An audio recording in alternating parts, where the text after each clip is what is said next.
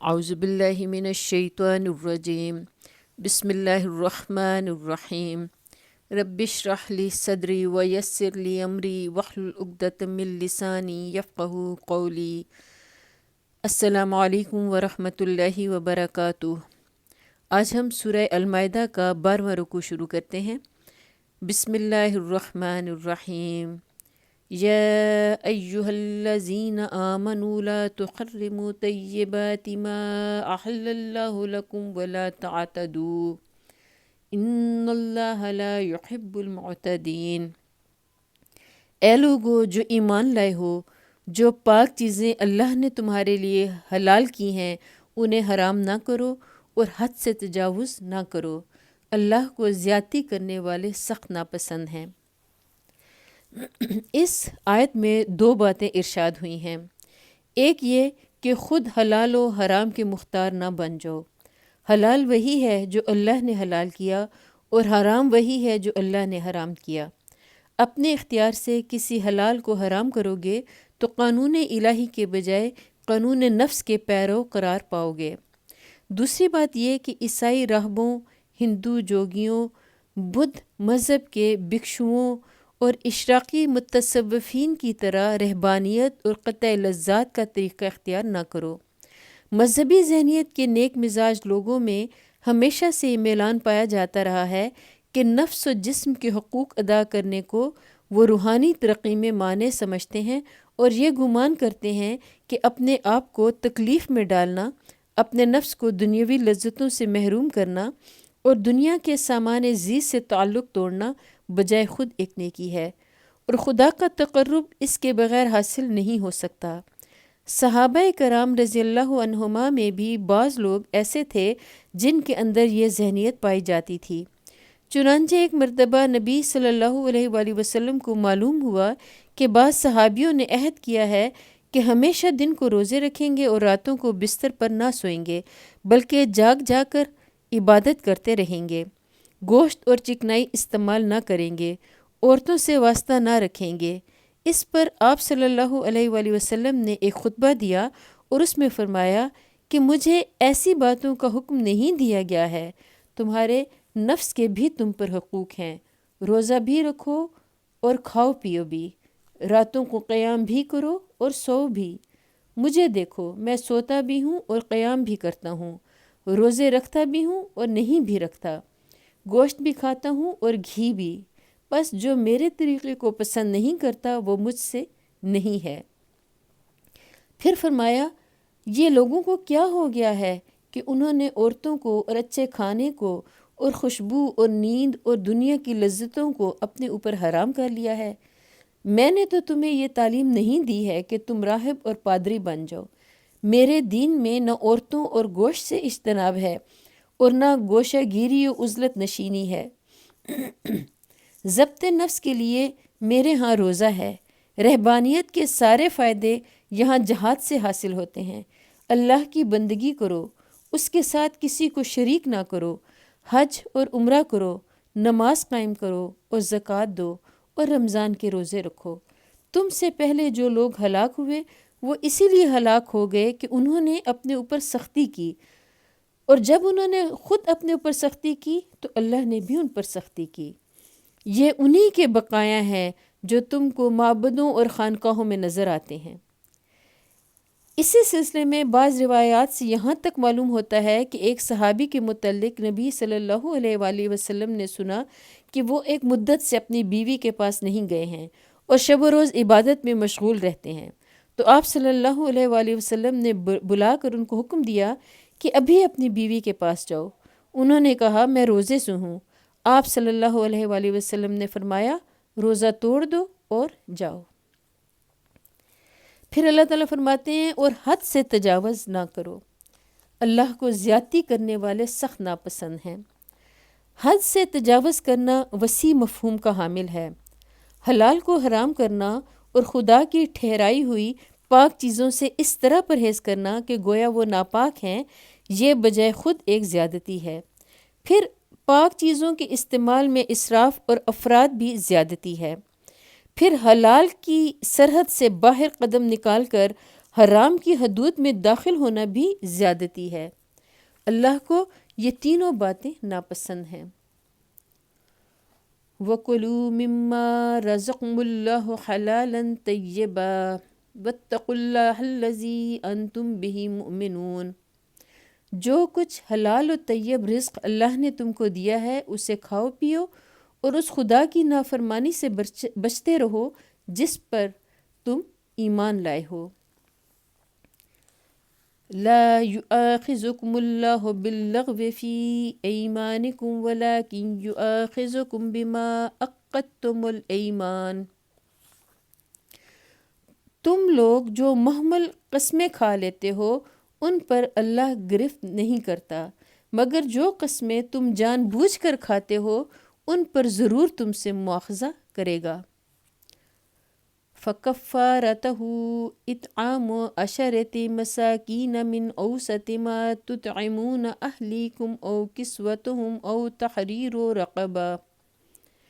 ایسی قسمیں توڑنے کا کفارہ یہ ہے کہ 10 مسکینوں کو وہ اوسط درجے کا کھانا کھلاؤ جو تم اپنے بال بچوں کو کھلاتے ہو، یا انہیں کپڑے پہناؤ یا ایک غلام آزاد کرو۔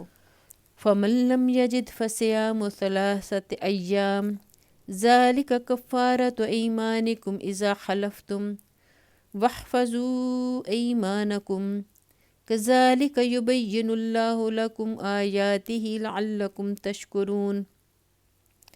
اور جو اس کی استطاعت نہ رکھتا ہو وہ 3 دن کے روزے رکھے، یہ تمہاری قسموں کا کفارہ ہے جب کہ تم قسم کھا کر توڑ دو۔ اپنی قسموں کی حفاظت کیا کرو، اس طرح اللہ اپنے احکام تمہارے لیے واضح کرتا ہے، شاید کہ تم شکر ادا کرو۔ اب چونکہ بعض لوگوں نے حلال چیزوں کو اپنے اوپر حرام کر لینے کی قسم کھا رکھی تھی، اس لیے اللہ تعالیٰ نے اسی سلسلے میں قسم کا حکم بھی بیان فرما دیا ہے کہ اگر کسی شخص کی زبان سے بلا ارادہ قسم کا لفظ نکل گیا ہے تو اس کی پابندی کرنے کی ویسے ہی ضرورت نہیں، کیونکہ ایسی قسم پر کوئی مواخذہ نہیں ہے۔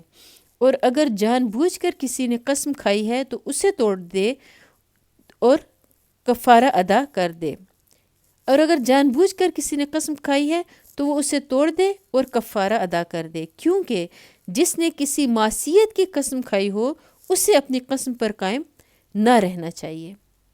پھر اللہ تعالیٰ فرماتے ہیں اپنی قسموں کی حفاظت کیا کرو۔ قسم کی حفاظت کے کئی مفہوم ہیں۔ ایک یہ کہ قسم کو صحیح مصرف میں استعمال کیا جائے، فضول باتوں اور معصیت کے کاموں میں استعمال نہ کیا جائے۔ دوسرے یہ کہ جب کسی بات پر آدمی قسم کھائے تو اسے یاد رکھے، ایسا نہ ہو کہ اپنی غفلت کی وجہ سے وہ اسے بھول جائے اور پھر اس کی خلاف ورزی کرے۔ تیسرے یہ کہ جب کسی صحیح معاملے میں بالارادہ قسم کھائی جائے تو اسے پورا کیا جائے، اور اگر اس کی خلاف ورزی ہو جائے تو اس کا کفارہ ادا کیا جائے۔ یا ایہا الذین آمنوا انما الخمر والمیسر والانصاب والازلام رجس من عمل الشیطان فاجتنبوہ لعلکم تفلحون۔ اے لوگو جو ایمان لائے ہو، یہ شراب اور جوا اور یہ آستانے اور پانسے، یہ سب گندے شیطانی کام ہیں، ان سے پرہیز کرو، امید ہے کہ تمہیں فلاح نصیب ہوگی۔ اس آیت میں 4 چیزیں قطعی طور پر حرام کی گئی ہیں۔ ایک شراب، دوسرے قمار بازی، تیسرے وہ مقامات جو خدا کے سوا کسی دوسرے کی عبادت کرنے یا خدا کے سوا کسی اور کے نام پر قربانی اور نذر و نیاز چڑھانے کے لیے مخصوص کیے گئے ہوں۔ چوتھے پانسے۔ آخری 3 چیزوں کی ضروری تشریح پہلے کی جا چکی ہے۔ شراب کے متعلق احکام کی تفصیل حسب ذیل ہے۔ شراب کی حرمت کے سلسلے میں اس سے پہلے 2 حکم آ چکے تھے جو سورہ بقرہ آیت نمبر 219 اور سورہ نساء آیت نمبر 43 میں گزر چکے ہیں۔ اب اس آخری حکم کے آنے سے پہلے نبی صلی اللہ علیہ وآلہ وسلم نے ایک خطبے میں لوگوں کو متنبہ فرما دیا کہ اللہ تعالیٰ کو شراب سخت ناپسند ہے، بعید نہیں کہ اس کی قطعی حرمت کا حکم آ جائے۔ لہٰذا جن جن لوگوں کے پاس شراب موجود ہو وہ اسے فروخت کر دیں۔ اس کے کچھ مدت بعد یہ آیت نازل ہوئی اور آپ صلی اللہ علیہ وآلہ وسلم نے اعلان کرایا کہ اب جن کے پاس شراب ہے وہ نہ اسے پی سکتے ہیں نہ بیچ سکتے ہیں، بلکہ وہ اسے ضائع کر دیں۔ چنانچہ اسی وقت مدینے کی گلیوں میں شراب بہا دی گئی۔ بعض لوگوں نے پوچھا، ہم یہودیوں کو تحفتاً کیوں نہ دے دیں؟ آپ صلی اللہ علیہ وآلہ وسلم نے فرمایا، جس نے یہ چیز حرام کی ہے اس نے اسے تحفتاً دینے میں بھی منع کر دیا ہے۔ بعض لوگوں نے پوچھا، ہم شراب کو سرکے میں کیوں نہ تبدیل کر دیں؟ آپ صلی اللہ علیہ وآلہ وسلم نے اس سے بھی منع فرمایا اور حکم دیا کہ نہیں، اسے بہا دو۔ ایک صاحب نے باصرار دریافت کیا کہ دوا کے طور پر استعمال کی تو اجازت ہے؟ فرمایا نہیں، وہ دوا نہیں ہے بلکہ بیماری ہے۔ ایک اور صاحب نے عرض کیا، یا رسول اللہ صلی اللہ علیہ وآلہ وسلم، ہم ایسے علاقے کے رہنے والے ہیں جو نہایت سرد ہیں اور ہمیں محنت بھی بہت کرنی پڑتی ہے، ہم لوگ شراب سے تکان اور سردی کا مقابلہ کرتے ہیں۔ آپ صلی اللہ علیہ وسلم نے پوچھا، جو چیز تم پیتے ہو وہ نشہ کرتی ہے؟ انہوں نے عرض کیا ہاں۔ فرمایا تو اس سے پرہیز کرو۔ انہوں نے عرض کیا مگر ہمارے علاقے کے لوگ تو نہیں مانیں گے۔ فرمایا اگر وہ نہ مانے تو ان سے جنگ کرو۔ ابن عمر رضی اللہ عنہ کی روایت ہے کہ حضور صلی اللہ علیہ وآلہ وسلم نے فرمایا، اللہ تعالیٰ نے لعنت فرمائی ہے شراب پر، اس کے پینے والے پر اور پلانے والے پر اور بیچنے والے پر اور خریدنے والے پر اور کشید کرنے والے پر اور کشید کرانے والے پر اور ڈھو کر لے جانے والے پر اور اس شخص پر جس کے لیے وہ ڈھو کر لے جائی گئی ہو۔ ایک اور حدیث میں ہے کہ نبی صلی اللہ علیہ وآلہ وسلم نے اس دسترخوان پر کھانا کھانے سے منع فرمایا جس پر شراب پی جا رہی ہو۔ ابتداً آپ نے ان برتنوں تک کے استعمال کو منع فرما دیا تھا جن میں شراب بنائی اور پی جاتی تھی۔ بعد میں جب شراب کی حرمت کا حکم پوری طرح نافذ ہو گیا تب آپ صلی اللہ علیہ وآلہ وسلم نے برتنوں پر سے یہ قید اٹھا دی۔